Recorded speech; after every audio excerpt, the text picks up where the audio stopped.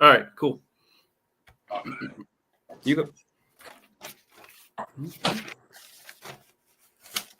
I'm here. All right, man. Well, first off, I'd like to thank you for doing this interview with the Hype Magazine tonight.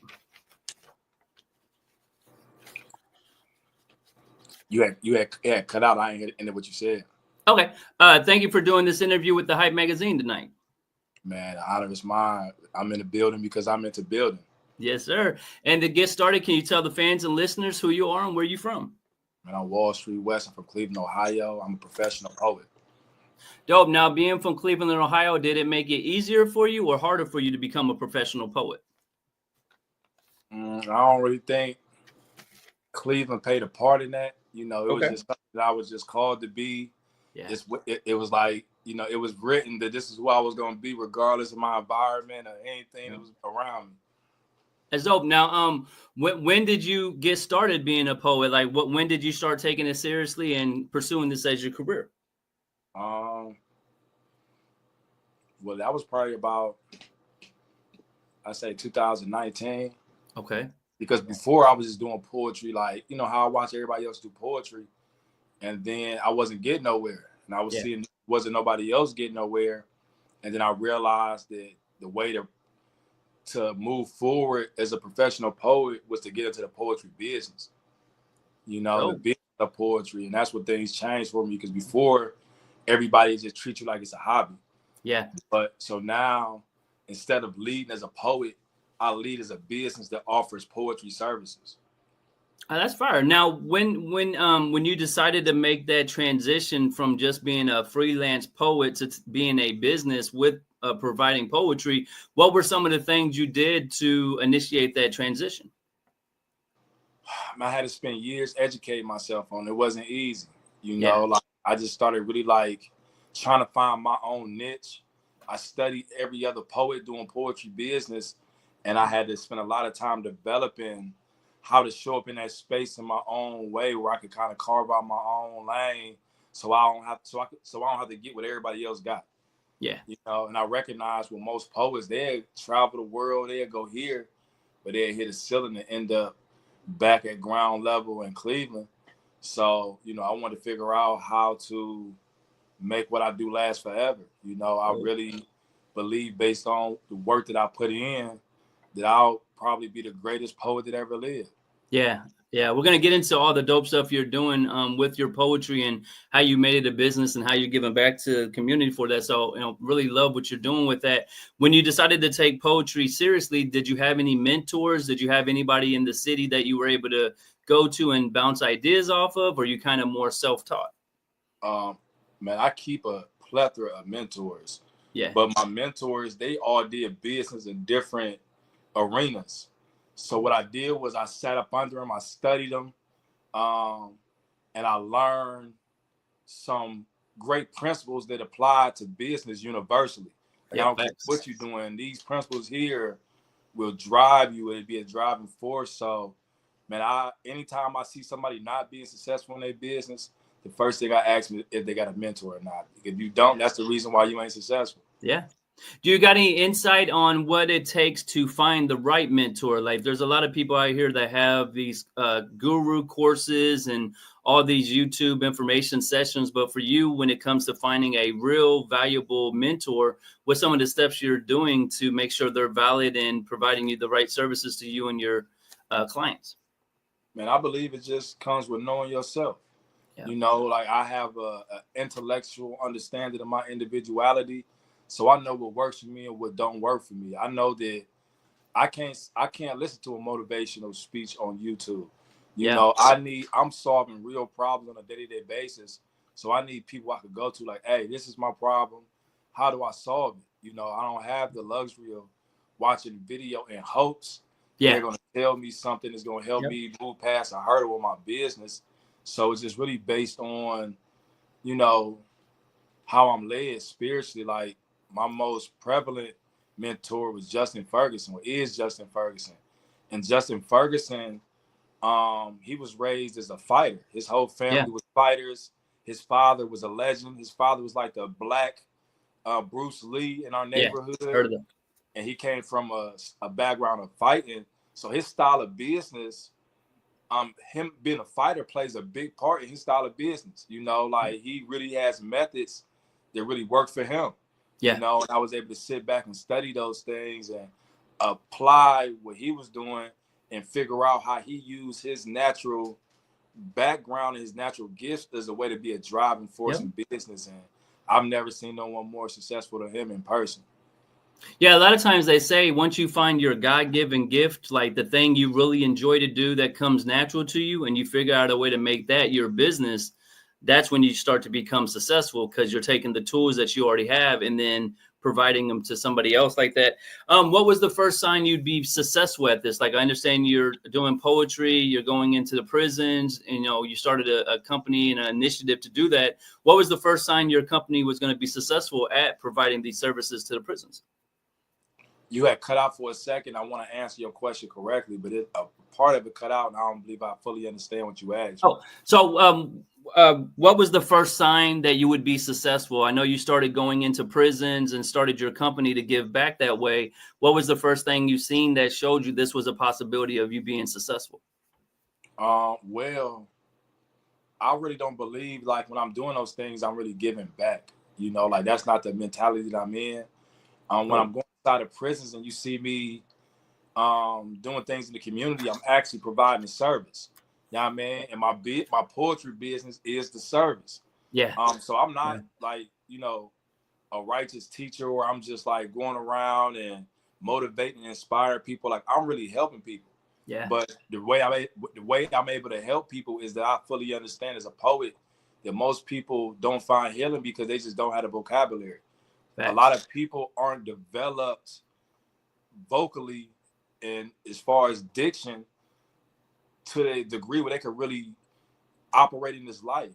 You know, I see through my profession that most people don't know how to get their point across. So through poetry, I come through and I help you get your point across so you can actually get the real help. So I'm really like using poetry as an innovative way to solve social problems. Yeah, love it. What was the first prison you got to go into and show them your poetry and get started? Well, I became legendary while I was in prison because of Oh, dope. Okay. I spent 10 years in prison because I was a stick-up kid. Yeah. And I was sentenced to 10 and a half years in prison. And I originally started writing poetry because 2 weeks before I caught my case, I had just robbed a store. And I was sitting in front of my girlfriend's house at the time. And I was just in front of her house to change my clothes out the robbery clothes. And as I changed my clothes, I realized it was her birthday. So I took the money from the robbery. I found like an old receipt in my car. I wrote her a quick poem and I gave it to her. So when I got locked up, she sent me the poem. And when she would come visit me, she was like almost like confused how somebody like me could write poetry to that extent. And I was like, you know, it's just the way I think. I don't see nothing special in it. But when I seen how special she found it, I started writing poetry in hopes that I'll write a poem so good it'll make her want to stay. Yeah. Even though she didn't stay for 10 years, I never stopped writing her poetry. You know, I had this dream that one day I would just get out and be a better person for her. But within the midst of me just doing my own thing, every prison I ever went to, I taught poetry. And the reason why I taught poetry was to help men learn and label your emotions to keep you from being violent. Because if you can express better what you're feeling, then you might get better results. But when you really don't know how you feeling, what's gonna happen is you're gonna hit a ceiling and you're gonna crash and you're gonna become violent. And you can always see men being violent, men having domestic issues, but a lot of that comes from that they're not fully developed emotionally and they just don't know their emotions. Most people think we only operate on 3 emotions, like happy, mad, sad. But there's hundreds of emotions that come with hundreds of different feelings. So through poetry, I help people really get a better understanding of how their mind and their emotions is really working together. Yeah, that's dope. So when you teach, so like you're right, people who don't know how to express their emotions or how to talk, sometimes they make big issue or small issues become big issues because they're just frustrated not being able to get their point across. So when you're in jail for 10 years, I understand you're writing poetry for your woman, you want to, write to her and keep her, but how do you stay positive in those moments? Like you're in jail it's a dark place. There's a lot of negativity around you. How do you keep focused and stay positive to where you can perfect this poetry, teach the poetry the way you were? Because if you were doing anything bad in the prison, they wouldn't have gave you that opportunity. So how did you stay so positive during that time frame? For one, I was able to take accountability for myself. I was fully understanding as a man, I got to live and die by my decisions. This is what the consequences that comes from my actions, and this is my reality. So by me being able to take accountability for myself, man, it opened up a world for me, and I was able to develop. And the reason why I was fortunate enough to do the things that I did is because I figured out how to become a light in a dark place. Yeah. I didn't want that reality to mold who I was. So I decided to mold that reality, and I became a tea bag in water. That was my mentality I took on. Like, I'm going to change the prison. And every prison I went to, I changed the culture of the whole prison. Now, had you ever taught something before? Or was this your first attempt at teaching somebody how to do something? I had never did it before, but that's when I learned what the gift was. Yeah. Like, my whole life, I always knew poetry. Like, nobody never taught it to me. Like, my sister Javier introduced me to poetry, but I never even heard another poet until I started teaching poetry classes myself. But I was just like developing in a dark place my own style of poetry, and that's when I found that I had a gift, because it was something God just gave to me. It was something I didn't have to learn. I just cultivated it and made it better. Yeah. Now, how do you convince? So you're teaching poetry in your situation. How do you get the prison to allow you to do that in the first place? Like, how do you convince them to let you, as the inmate, teach other people this talent you have? And what was the response you got from not only the people you were teaching, but the facility you were at? Well, I had a lot of different situations based on the prisons. Like, I was in a prison one time where they, the warden of the prison pulled me to the side. And I was teaching young guys my age at the time. I was only probably 22 myself. Okay. And I got with all the young guys inside my housing unit, and I let them know. I'm like, let's once a week get together, and I'm gonna teach y'all how to tell y'all story, because all the older guys kept saying, like, y'all young dudes, y'all wild, y'all crazy. So I told them, like, man, we gonna write poetry so they could better understand us, so they won't just look at us as shallow as, oh, they wild. Like, understand, we people who done been through some things. That's why we here. So I was teaching all the young guys how to write poetry in the prison. They pulled me out the housing unit, and they start telling me, like, we feel like your mindset is too powerful and your influence is too strong. If you keep doing what you're doing, we're going to lock you up. I mean, we're going to take you away from everybody. And at the time, they didn't know I couldn't even read. So for them to tell me that my mind state was powerful, it gave me a hunger to really make that reality. I said, these people feel like that my mind is powerful and I can't even read, but I can only imagine how powerful my mind can be if I truly develop. And when I went back to the block, I let the block know that what they told me. But I had realized that I'm already in jail. So I never stopped. I never slowed up. In every prison I went to, God would just have favor over my life. You could tell this was truly something that I was meant to do. And I wasn't even like trying to like do it. I was just learning myself, being true to myself. And poetry was something that I was into. And those love poems eventually turned into poems of sadness and alienation. Yeah. Thanks. So now every prison I go to, I'm creating poetry programs. But now these programs still exist to this day, because I was really giving people a chance to be heard.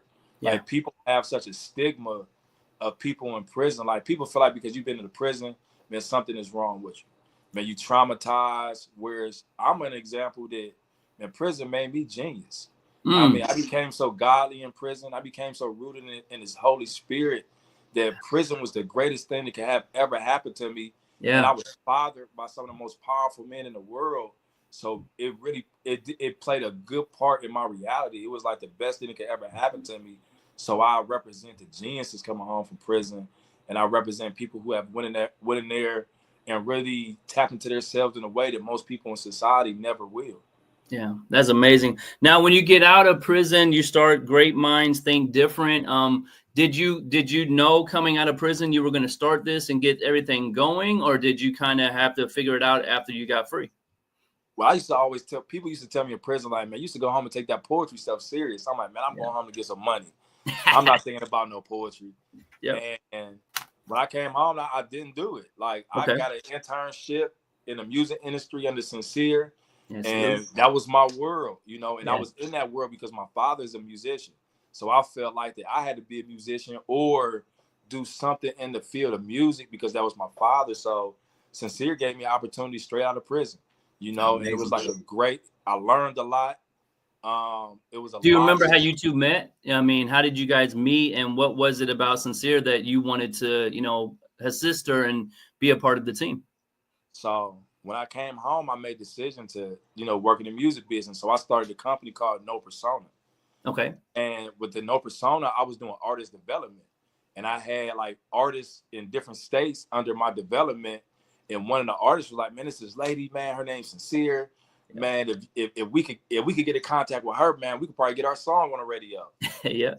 So I did my research. I found her phone number. I sent her a message. So she reached back and gave me a message. I mean, like gave me an interview. Like, pull up. Now my whole intention is just to come and get the song on the radio because Sincere know who I could talk to or who I could pay or. So as we building, she chewed me alive. Like chew me up, spit me out. Like, man, who gave you the authority to be somebody's manager? Yep, facts. Like, what reputation do you have to even be in this field? How come you wasn't in Atlanta this past weekend if you call yourself that? Yeah. And she sat there and looked at me like, all right, now go. And I sat there and I looked at her back and I was like, well, give me a job so I can learn those things. You know what I mean? And I put my whole business on the back burner to become a student, but she exposed me. Yeah. And she was like, man, you're not serious. You're not going to make it. And I was just like, hey, man, there's only one way to find out, you know? And she was like, all right, tomorrow we got to meet at this time, bring this, bring that.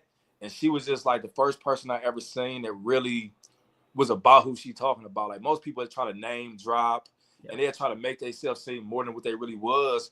Whereas I'm really in these rooms with Sincere. I'm really in a room with difference makers, game changers. Yeah. And she really put me around people that most people lie about being around. Yeah. And we really in this mix. We really, from the time we wake up in the morning until we ain't going to sleep till about 5, 6 in the morning. And that's our every single day. And man, she just really gave me an opportunity that I'm forever grateful for. But when I made the transition from the music industry, that's when I made my mind up like, man, I can't get artists to listen, but I'm an artist and I listen to myself. So I started building my own career. Dope. Now, you're right with Sincere, shout out to her. She's my fam. And she kind of did the same thing with me. Like, yo, if you want to be in this music industry, why weren't you at this conference? Like she holds people accountable because you said it the right way. A lot of people fake and act like they can do all these things for you and they have all these relationships. But the people who are really in this industry, they don't brag about it. They just are like, are you going to be here at this moment? Do you remember one piece of gem you got from working with Sincere that helped you as you became your own boss and started your own company? Man, Sincere just didn't take no shit. Yeah. You know what I mean? Like she know what she talking about.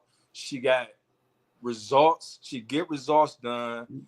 And she just don't play with nobody. I don't care who you is. Like New York is just all up in her, and that's one of the things I learned from her to just, when you know what you know, man, be unapologetic about it, man. Move strong, move fierce, and move strong because the people who don't know just really need to get out your way. Yeah. So now tell us the story. You go from being in music with Sincere, you're experiencing all the dope stuff that comes with the entertainment industry, and then you got a calling from God, it sounds like, to get back into your initiative of helping people with poetry and stuff. So what was the transition you did to get started? I started at first doing what everybody else was doing, all the other poets was doing, but I started throwing shows and trying to sell tickets. But I started realizing that I was spending more on my outfit that I was making at the show. And I was learning like what works with poetry and what don't work with poetry. Like I had to learn that poetries and bars don't mix. Poetry and liquor don't mix. Like when you doing a venue, it needs to be a venue where the poets can have everybody's undivided attention. The sound got to be right. So I'm just really like learning as I go. But then one day I had an epiphany to stop doing poetry for entertainment and start providing poetry in the name of emotional care. And when I had that epiphany, I started going around telling people like, hey, I want to start providing poetry for emotional care. And everyone kept telling me, like, you got to go back to school. And I was like, man, school can't teach what I know. Facts. And what gave me the opportunity to really like kick the door in was I was at my therapist's office one day, and my therapist was like, somehow, some way, she said that, like, well, I majored in poetry in college. And I was like, really? I was like, I'm actually a professional poet. I do poetry for a living. She was like, really? And I had a vision on wanting to really provide my services in clinical spaces. And I asked her for an opportunity to lead a group. And she was like, all right, well, we'll give you, one time to do a group. And the group was an all women's group with women who had lost their kids to addiction in prison. And the group went so good that they ended up giving me my own office. They give me a chauffeur that takes me to and fro. And they let me pioneer being able to provide these women's services where they never let me in provide these women's services for righteous reasons. But I got a chance to really like put myself in a position to have licensed professionals aid my company. You know what I mean? Like, and they gave me a kick in the door. And then from there, I was doing poetry clinics for Cleveland Clinic, like their top nurses, their top doctors, and it just opened up a door where I could use my gift to really help the world. Like, I'm not doing like volunteer work. I'm using my gifts in areas where people might be being overlooked. Like people always overlook the strong people. So with the surgeons at Cleveland Clinic, I might do a poetry clinic with them about compassion fatigue. You know what I mean? You're seeing so much death that you get numb to it. So I'm gonna do a clinic with you where I help you get back spiritually and mentally. And because I'm doing it in the name of poetry, it seems so non-threatening. And poetry is really an easy way to have a hard conversation. Yeah. Now, and I love what you're saying there, because this really is the cheat code to life. So many times people get caught up in, I don't have the right accolades, I don't have the right boxes to check. But because God, you were in the therapist and you guys started having a conversation about being poets together. Now you've got a clinically person behind you when you go to start what you were trying to do. So instead of you going back to school like they were telling you to, no, you just had to link up with somebody that had those credentials taken care of. And now you can get out there and say what you're saying. You talked about going into a women's prison. That's hard for a man to get behind those bars in the first place, because like you said, there's a safety factor. How did you guys get around that? And what was the response you got from the ladies when you first walked in versus when you gave them poetry and showed them all that? How did they respond to you differently from when they first met you to, the end of the process? Well, that's like one of my favorite, things to see. Usually when I first show up in that space, everyone is extremely guarded. They don't want to be there. They're really forced to be there. And they just like, man, I'm just here. You know what I mean? But by the time I leave, they don't want me to leave. Because where most people go inside of prisons, they looking to come talk. Whereas me, I'm coming to listen. I want to hear you out. I want to hear what's on your mind. I want to help you get through this day, because I know it's hard on you. I know you can't get through it alone. So instead of me coming here telling you about how I've been to prison and all the things I've been through, trying to motivate you, I'm like, no, I'm not going to tell you to have a good day. I'm going to do something to help you have a good day. I'm going to bring some food. Show you the tools. I'm going to do something to help your day be better than what it was. And that's all I really do for a living. It's just like, I'm not a motivational speaker. I'm not none of those things. I'm not an entertainer. I'm somebody who's going to really I'm a professional helping hand. Yeah. And because I come in the name of poetry, it doesn't make people biased. If I come in the name of religion, a lot of people probably won't take my help. But because I'm coming in the name of poetry, it's non-threatening. It doesn't seem like I'm really coming for no real reasons. But once you find out that I'm really here to care for you, then it opens up the door for me to really help and be a servant to my community. Yeah, you're right. Like a lot of times when people go into prisons, they want to speak down on the person, try and tell them all the things they did wrong. It sounds like what you're doing is you're teaching them how to have a voice about their situation. So what's some of the running themes you experience when people are writing their poems, like women in prison? What's one or two of the issues that were reoccurring that they all had to get off their chest? And then once they got those words on that paper and were able to put it out of their mind, it, helped them with their process. Well, a lot of times when I go into these facilities, I do what's called a group poem.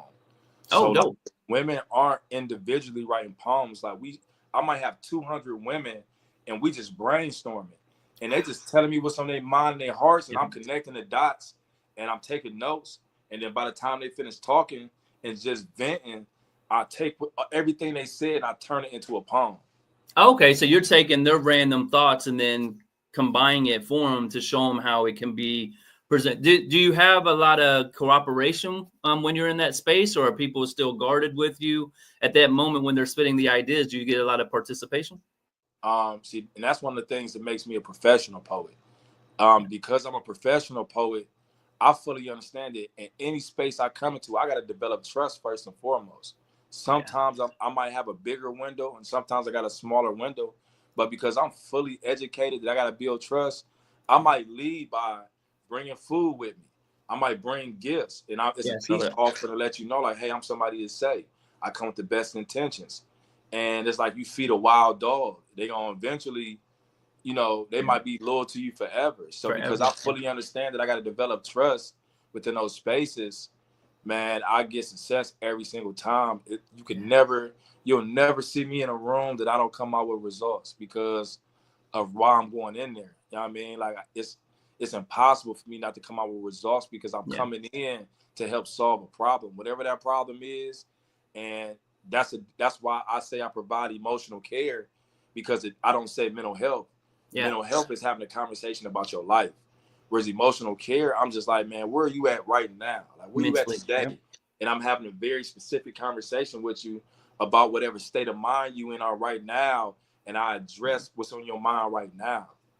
So I seen some of the ladies were so in love with what you provided them. They want to put a mural up for you. So what was your response when you got that? And how does that feel looking back over your career, you know, going through the 10 years to where you've changed these women's lives so much, they want to put a mural up for you to remember you forever. Like, how's that feel? Man, I'm just grateful to be used.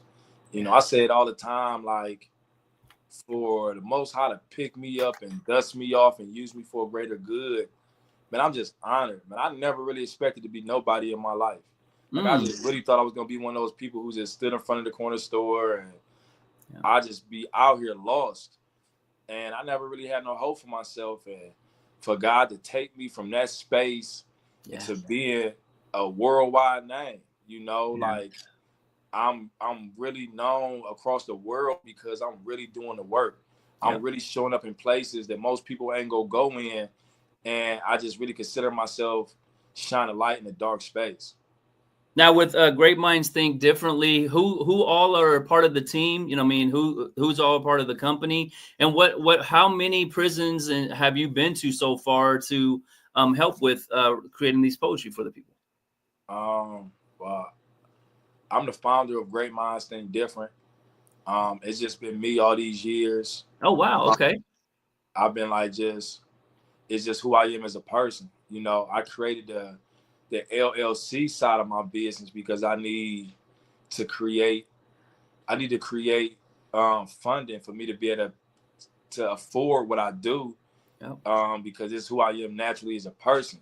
So like the business side of things is really just like the same thing as a church having a business side. Like a church got a business side to it. So Great Minds Think Different is just the business side of who I am. Like earlier I told you, I lead with my business. So when I reach out, I'm reaching out as Great Minds Think Different, and Great Minds Think Different pays Wallstreet Wes. You know, so I lead with my business, and that's all it is just a formality so I can attract real money and healthy money and money in large amounts. But I created Great Minds Think Different, and man, I've been in countless prisons. Like I've been out of prison for 9 years. When I got out of prison, I was right back in prisons 3 months later. And I travel in prisons all over the United States. Like all last year, I spent the whole year in prisons in Florida. All next week, I'll be at Rikers Island and every prison in New York. I'll be in Philadelphia the week afterwards.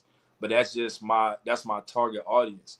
Because I've been to prison myself, I genuinely believe that I got an understanding of people in prison better than anybody else. Yeah. So you had the poetry clinic. That's what you're speaking to. What made you and your team decide to put together this traveling clinic that you're doing for poetry? And what was the first location outside of Ohio that you got the chance to do what you're doing? My poetry clinics are just, I was just constantly rebranding myself. Over the years, I was constantly rebranding my business, really trying to find my niche. And before I was calling it like prescription poetry, I had a couple different names, but it was like evolving. As the years went on, I was evolving my idea. So a poetry clinic came about because I would watch a TV and somebody was like, he's putting on a basketball clinic. Putting on a clinic. And it clicked to me like, wow, like I already wanted to make that transition to want to be in a clinical world, but you can't use certain words. Like you can't like put therapy in your title because they're gonna look for you to have certain qualifications as a therapist. So I had to figure out how to use a word that didn't make people try to force me to come up with some accolades or some stuff on paper. Like I can say I'm holding a poetry clinic the same way I'm saying I'm holding a basketball clinic. You know what I mean? I'm somebody who really know poetry on extreme levels, and instead of me trying to give you the tools, like I don't teach nobody how to do a poem. I just have a genuine conversation with you, and I use my intellect and my skill set to write the poem for you. You know what I mean? Like I'm like Quincy Jones in that moment for real, but I'm just taking real life issues and I'm romanticizing pain. Yeah. Now you mentioned you're a professional poet a few times, so I want to highlight Ohio Poetry Spoken Truth Award winner. Where are you at when you got the word that you were going to be nominated, and how did it feel to win that prestigious award? I remember being on a road somewhere, like I was on my way to a different state when I got the news, and at first I really didn't care. Yeah, you know, I genuinely didn't like, and I didn't go to the award ceremony, and I was just like, all right, whatever. And I was like, you know, I'm not looking for I don't need no validation from nobody. Like that's how I was really feeling. I still feel that way. And somebody, a party promoter that I was partnered with at the time, she just told me one day, like, Wes, do you realize that you won an award across Ohio that you never advertised? And you never even said nothing about, and you beat hundreds of people, man. That really know that your name is really that valid. Like these people really feel that way about you. You beat everybody, and everybody was on social media, like vote for me. They doing campaigns and stuff. You still won out of all those people. And then it dawned on me, I'm like, man, you're right. So then it was in Akron. So I went out to Akron, and they gave me a smaller ceremony, you know, and it was dope. I appreciated it now, but in the beginning, I was just, you know, I didn't see the value in it. Yeah, because you can tell you're real humble about this. You're doing this for a bigger picture, but you'll learn, and you're probably already learning that the more you want your company to grow, you have to get a little more visible. So when you walk into the prisons now saying, I'm I'm a poet that's award winning, it has a different prestige for it. And then, you know, it just adds value to what you're doing, but you're already doing something amazing. So I salute you on that. You can tell you don't care about all these accolades and stuff. You are also covered by the news, Spectrum News. You got an appearance out of that as well. So how are you balancing dealing with the public and trying to stay true to your inner self, where you're not caring about all the accolades and stuff like that? I mean, at the end of the day, I'm an ex-Sticko kid. You know what I mean? So it takes a certain mentality to be that certain type of person. And I just don't play. You know what I mean? I'm a very loving man. I'm a very righteous man. But I'm just somebody who really don't play. I'm a man, heart to heart. I stand on integrity. I only compromise for love and righteousness. Anything outside of that, I don't play about. I fully understand what I need, what I want. I fully understand why I'm here on this earth. I'm not trying to figure it out. I'm not somebody chasing success. I've been successful a long time ago. I just don't need the fame. I'm making a full-time living being myself. I don't work a job or do anything else, but I make a full-blown living just being myself. And that's success. And I'm building this from scratch. I'm paving out my own path in this life, and I'm aware of it. How does your family respond, though? I know you're not really worried about the awards and the accolades, but for your family to see you on the news, I got to imagine the calls went crazy and the excitement level was through the roof. So what was that like for you when they saw it? I mean, well, I'm on the news all of the time, to be honest. Oh, okay. It's regular. Okay. Yeah. So it's like I'm on the news, I'm on the radio, and, you know, that's just really the life I live. But my family, they love me, but they don't really care about all that. Like, they ain't really mind that. They enjoy me as a person. Like, but when they see it, I think more than anything, they just happy that I'm not who I was before I went to prison. That's the satisfaction I believe that they get. The fact that I'm not living that same lifestyle. I overcame that. So they proud that I didn't spend my life wasting my life away. I seen on your Instagram, you post where you guys read back the poems to the people who have created them. When you're reading them back to the inmates, do they ever say, "Nah, we didn't do that"? Like, do they ever be apprehensive to what you created for them because it comes out so good and they're just shocked by the level of what you guys do? Man, I can't. I've written hundreds of poems with crowds of people. Man, I can't tell you one poem that wasn't a masterpiece. Yeah, but that's just the level of my skill set. Like, that's where I come in at, because, man, I'm really gifted at it. Like, I'm truly gifted. Just like Quincy Jones had a really good ear for music, and I got a really good ear for words and communication and sound. So it's just like, because I'm the person in charge, man, you're gonna get a hit record out of me every single time. Right. I promise you. I'm just nice with it. Like, and I don't brag about not being haughty about it. I'm being humble about it. But man, I really believe that I'll be the greatest poet that ever lived in this world, like bigger than William Shakespeare or Maya Angelou. I believe it as long as this world turns. Man, anytime somebody mentions poetry, you're gonna have to say Wallstreet Wes. That's amazing. Now, I know your name has a really dope meaning to it. How did you come up with Wallstreet Wes, and what is the meaning behind it if people aren't familiar? Well, I personally didn't come up with that name. My community started calling me Wallstreet Wes. And the reason why they call me Wallstreet Wes is because I invest in people. Yeah, for sure. That's amazing. And it shows, like, on your Instagram, I seen you doing fundraisers, because like you said, when you go to the prisons, you're not just doing the poetry thing, but you're coming with food, you're coming with gifts. What's the response you get when you're putting together these events to help people in prison? Are people very willing to help like that? Yeah, for sure. They're overly willing to help because I'm coming from an unselfish standpoint. Like, I'm not writing a poem for them. Yeah. The poems are written for society, because the biggest things that hurts a person when they come home from prison is the stigma of somebody coming home from prison. So I'm really hoping through these poems, people will reimagine and redirect what they truly think about people who go to prison. Like, when you see a kid in a detention center, and you automatically think that's a bad kid. And a lot of those kids don't be bad.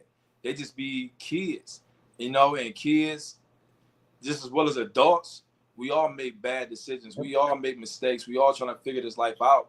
So the poetry is not for them. The poetry is to help society reimagine who these people are, because they got the wrong idea about them. And I see it even in my own personal life. Now, I see you do Discharging the Criminal. What is that program, and how many people have you helped with that so far? Man, I've helped hundreds and thousands of people. It's a young adult program that I created that program when I was in prison. Oh, dope.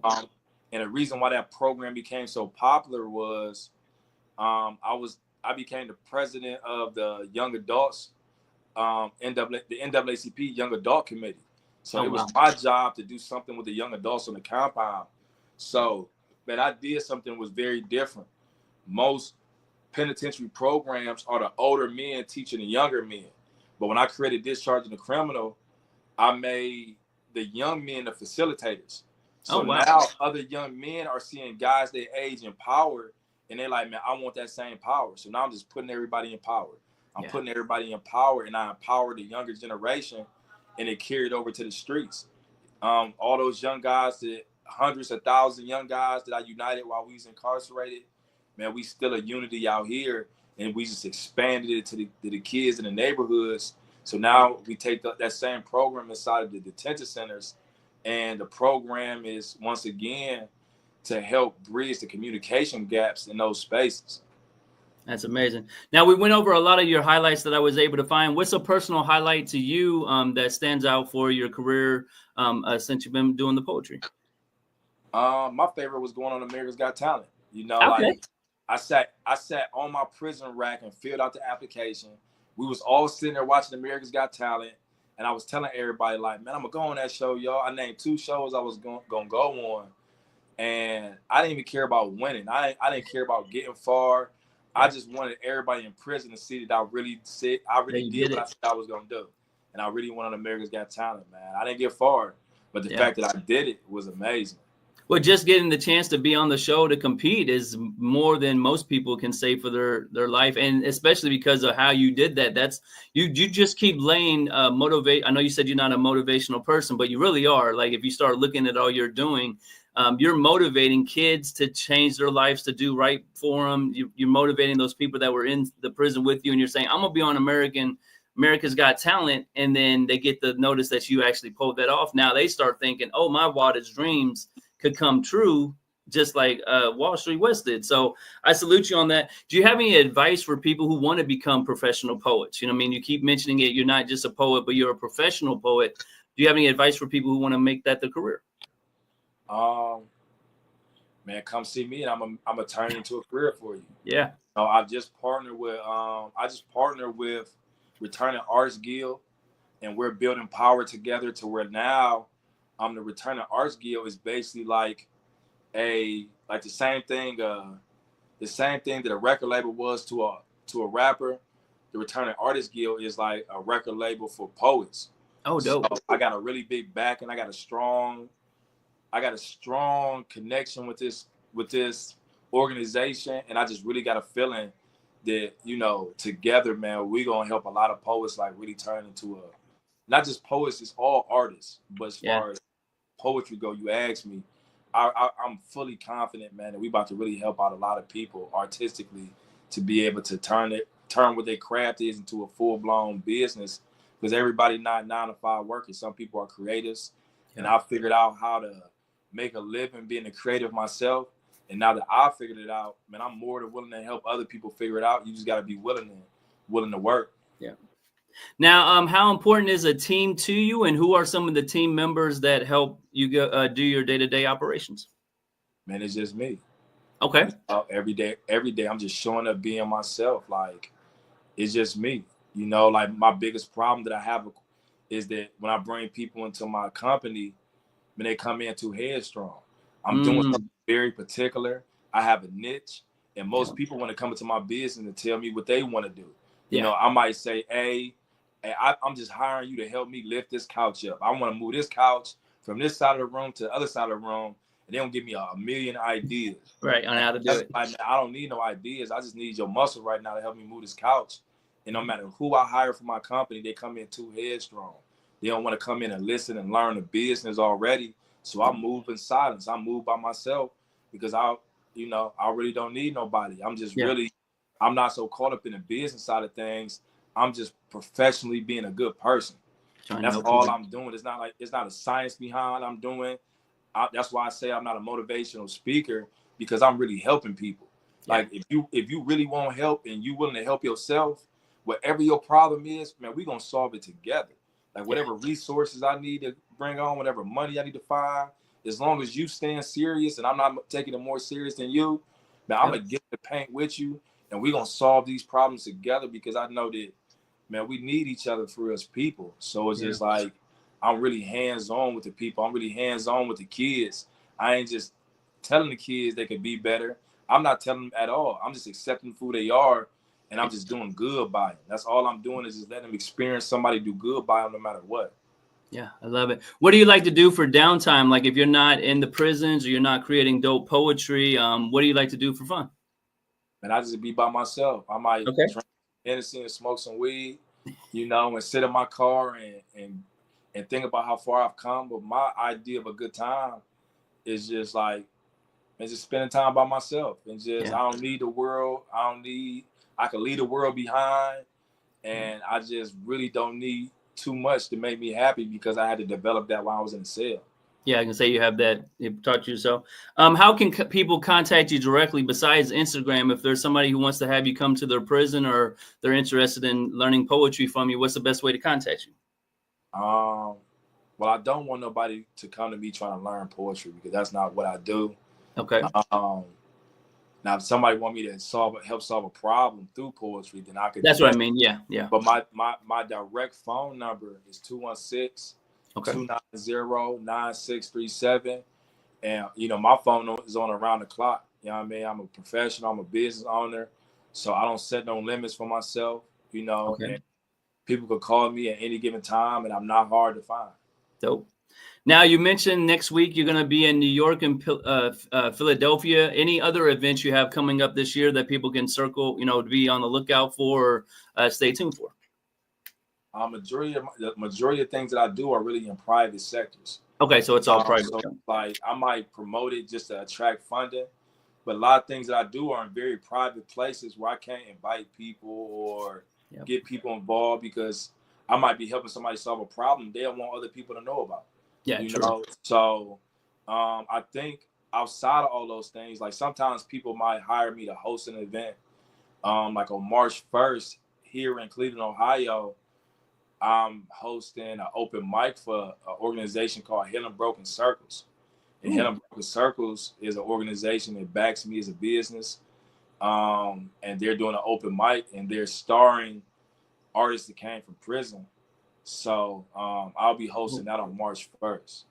But it's rare. Have you reached out to any of the community centers out there, or the government corporations that are available that are already interested in getting into prisons and doing good by the people? Have you reached out to any of those about partnerships or anything like that?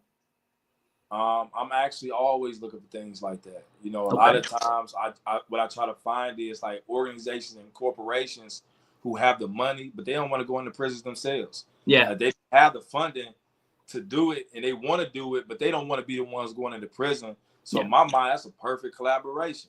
Yeah, that's why I mentioned it, because there's so many out there that say they want to help. So I'm sure there's an avenue out there. I don't know if you're familiar with Dr. Eric Thomas. He reminds me a lot of what you're doing, but he did it on the motivational speaking side of it. But he goes into the prisons as well. So there's definitely a dope lane out there for you and your company for those type of sponsorship opportunities or corporate situations. If I don't know if it is like that in Ohio or not, but they're definitely out there for you. Yeah, and I'm constantly, they come and they go, because they might usually a lot of times be seasonal, because they might just have the money for a grant. Yeah. So I'm constantly looking for them, and I'm just saying that just in case anybody on here is watching. Like I'm constantly looking for it, but a lot of problems that I come across is what I do is so particular. Like if somebody hit me up talking about want to go in there and motivate, I'm gonna automatically tell you no. I don't want to do business with you, because I'm not going there trying to motivate them guys. You got people in there who don't care about living. So motivation ain't what they need. They need somebody to help them get through the day without killing themselves. Yeah. And motivational speech ain't it. So that's why I distinguish myself so strongly. And the reason why I just don't have millions of dollars falling in, because I have brand integrity. Like I don't do what everybody think I do. I'm doing something very particular. So it's just like, I don't want your money if we ain't doing the same thing. Yeah.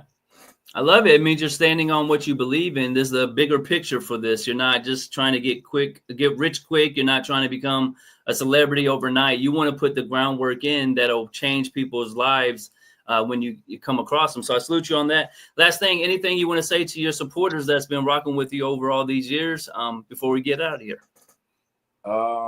I probably think it's probably better for me to just end on a poem. I think that's the best thing I should do. Let's go. I'll clip it up, and that'll be how we'll promote this. All right, for sure.